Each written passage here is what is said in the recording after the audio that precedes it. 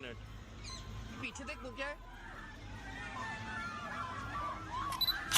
दोस्तों, पूरी अयोध्या में हड़कंप मच गया जब हनुमान जी साक्षात राम मंदिर में प्रकट हो गए। दोस्तों, बीते कुछ दिनों से अयोध्या से ऐसी ऐसी चमत्कारिक घटनाएं सामने आ रही हैं जिसे देखकर हर कोई हैरान है और बड़े बड़े वैज्ञानिक भी एक गहरी सोच में पड़ गए हैं, जिसमें ये कहा जा रहा है कि अयोध्या में पिछले कुछ दिनों से अचानक कई सारे गिद्धों के झुंड और सैकड़ों वानरों के झुंड को देखा गया। और जब यह घटनाएं सोशल मीडिया पर वायरल हुई तो लोगों के बीच हड़कंप मच गया और सभी लोग भगवान राम के इस चमत्कार को देखकर हैरान रह गए। लेकिन कई ऐसे लोग भी थे जिनको इस घटना पर बिल्कुल भी यकीन नहीं हो रहा था। लेकिन जब हमने इस पर रिसर्च की तो पाया कि ये सारी घटनाएं बिल्कुल सच हैं, जिसको लेकर वन विभाग भी अलर्ट हो चुका है। लेकिन इन सभी घटनाओं के पीछे आखिर कारण क्या है? ज्यादातर लोगों का मानना है कि ये प्रभु श्री राम का चमत्कार है और जीवित रूप में भगवान स्वयं आ रहे हैं। लेकिन कई ऐसे लोग भी हैं जिनका ये मानना है कि गिद्धों और वानरों का अचानक से अयोध्या आ जाना खतरा भी हो सकता है, क्योंकि हम सभी जानते हैं कि कई ऐसे लोग हैं जो राम मंदिर को खत्म करने की साजिश में जुटे हुए हैं। जैसे अभी हाल ही में अमेरिका के ट्विन टावर को तबाह करने वाले अल-कायदा अब राम मंदिर को तबाह करने की कोशिश में लगे हुए हैं और अल-कायदा ने सीधे प्रधानमंत्री मोदी को राम मंदिर गिराने की धमकी भी दी है। अब ऐसे में इन खबरों को भी नकार देना सही नहीं है।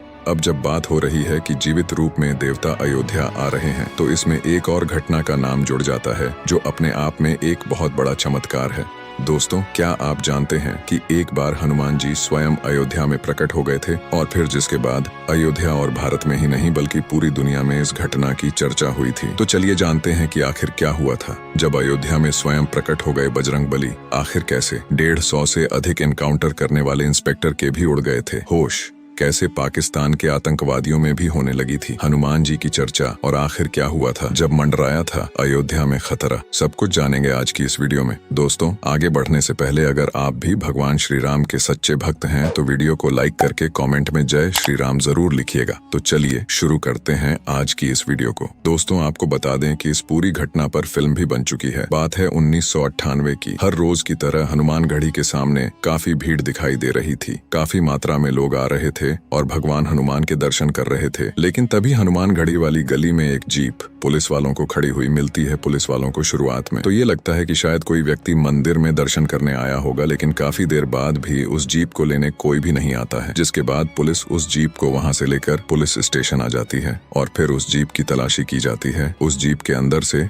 उनको एक मोटर मिलता है, जिसके बाद उस मोटर को खोला जाता है तो उस मोटर के अंदर से पुलिस वालों को कुछ अजीब सा पाउडर जैसा कोई पदार्थ मिलता है। पुलिस कुछ भी समझ नहीं पाती है, जिसके बाद तुरंत ही एसटीएफ को बुलाया जाता है। उस वक्त एसटीएफ टीम को लीड कर रहे थे इंस्पेक्टर अविनाश मिश्रा। इनके नाम 150 से भी ज्यादा एनकाउंटर हैं। जिसके बाद अविनाश मिश्रा जैसे ही वहां पहुंचते हैं और देखते हैं तो वो तुरंत बताते हैं कि ये तो RDX है।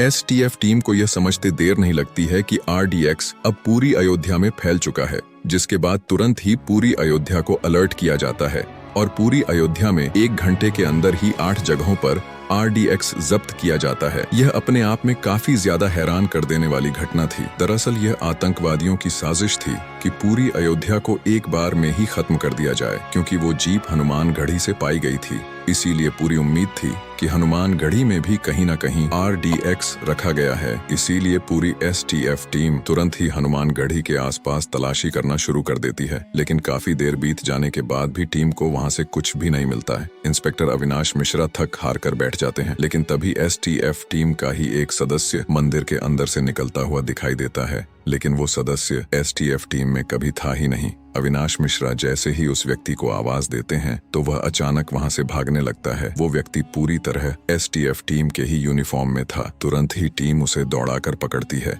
STF टीम को यह समझने में देर नहीं लगती कि यह आतंकवादी ही है। जैसे ही उस आतंकवादी को पकड़ा जाता है तो वो हंसने लगता है और कहता है कि अब तुम कुछ भी नहीं कर सकते, मैंने हनुमानगढ़ी के अंदर टाइम बॉम्ब लगा दिया है। और घड़ी देखते हुए वो कहता है कि अब बस 1 मिनट बचे हैं, जाओ जो करना है कर लो। जिसके बाद तुरंत इंस्पेक्टर अविनाश मिश्रा हनुमानगढ़ी के अंदर की तरफ भागते हैं और पूरी STF टीम ने हनुमानगढ़ी का पूरा कोना कोना छान मारा।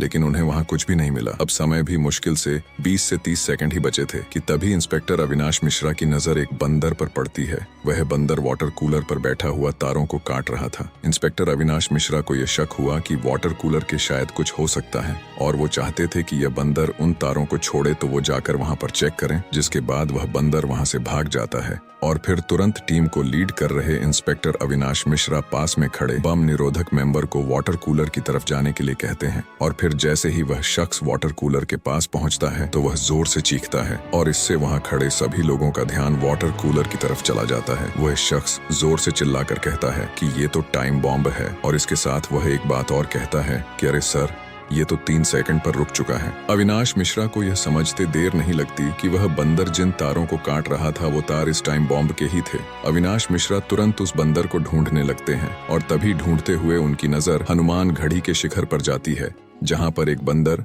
मंदिर के ऊपर बैठा था। पूरी टीम यह समझ जाती कि छोटे वानर के रूप में स्वयं साक्षात बजरंग बली ही हनुमान गढ़ी को बचाने के लिए आए हैं। टीम के सभी सदस्य भगवान हनुमान के आगे हाथ जोड़कर प्रणाम करते हैं और अपने आप को वह भाग्यशाली कह रहे थे कि उन्हें आज साक्षात हनुमान जी के दर्शन हो गए। जिसके बाद थोड़ी ही देर में वो वानर सभी की दृष्टि से ओझल हो जाता है। अविनाश मिश्रा स्वयं ये बताते हैं कि उन्होंने जो भी उस दिन देखा वह एक सपने जैसा था। हम सोच भी नहीं सकते थे कि ऐसे अपने भक्तों को बचाने आएंगे। और वो बताते हैं कि ये उनके पूरे जीवन की सबसे अद्भुत घटना थी, यानी कि हनुमान जी स्वयं आकर न सिर्फ अयोध्या को बचाया बल्कि अपने सैकड़ों भक्तों की जान बचाई। ये वाकई में अद्भुत घटना थी, अविश्वसनीय थी। दोस्तों, इस घटना से जुड़े आपको सोशल मीडिया पर तमाम आर्टिकल्स मिल जाएंगे। राम मंदिर का निर्माण कार्य जोरों शोरों से शुरू हो गया और ये काम इस कदर चला कि अब यह अपने अंतिम छोर पर पहुंच चुका है, या फिर कहें कि यह पूरा बनकर तैयार ही हो गया है। और 22 जनवरी को यहाँ भगवान राम की प्राण प्रतिष्ठा की जाएगी। यह मंदिर इतना भव्य बना है कि इसे देखने के लिए भारत सरकार ने यहाँ पर एक अंतर्राष्ट्रीय हवाई अड्डा भी बनवाया है, ताकि देश और दुनिया भर के सभी लोग सीधे ही यहाँ पर आ सकें और इस भव्य मंदिर को देख सकें। दोस्तों, जानकारी पसंद आई हो तो वीडियो को लाइक करके चैनल को सब्सक्राइब कर लीजिए। आज की इस वीडियो में बस इतना ही। मिलते हैं अगली वीडियो में।